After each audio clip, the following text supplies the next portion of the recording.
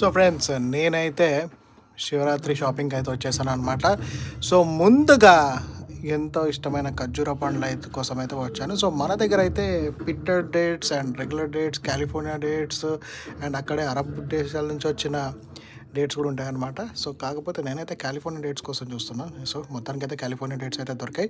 So California dates అయితే చాలా బాగుంటాయి అనమాట.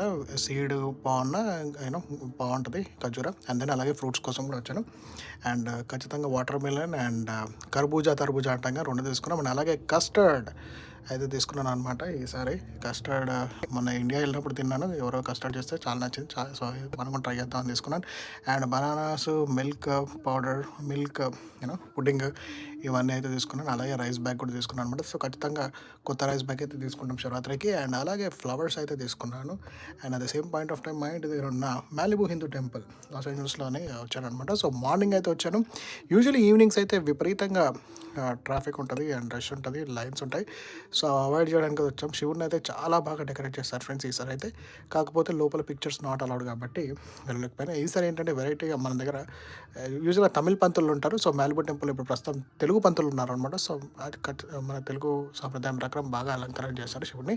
సో ఇదైతే మా ఇంట్లో అనమాట. ఇది వచ్చేసి అండ్ శివునికి అయితే పలహారం అవన్నీ నైవేద్యం పెట్టేసి ఒక 6-7 కల్లా అయితే, ఐ థింక్ ప్రాబ్లీ 6 అయితే మేము ఒక పొద్దు అయితే ఇడిచినాం అనమాట. అండ్ ఫ్రూట్స్ అయితే అన్నీ పెట్టుకున్నాము, ఇంట్లో ఉన్న ఫ్రూట్స్ అన్నీ తీసుకొచ్చి.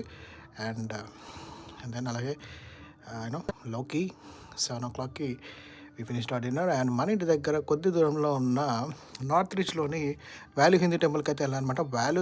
హిందీ టెంపుల్కి వెళ్తే మాత్రం ఇసుక పోస్తే రాళ్ళంత జనం అని ఉంటుంది. ఇండియాలో ఉన్నామా, ఎవర్రా మీరంతా అన్నట్టు అనిపించింది నాకు. అంతమంది అయితే ఉన్నారు. పక్కన ఉన్న Telugu, Haryana, like north, south, అసలు చెప్పలేము అనమాట. ఇంత విపరీతమైన జనాలు నేను ఎప్పుడు చూడలేదు. ఆల్మోస్ట్ 2 hours పట్టిన లైన్. అండ్ ఇక్కడ ఏంటంటే చాలా పెద్ద లింగం ఉంటుంది అనమాట. సో లింగాభిషేకం అయితే చేసాము.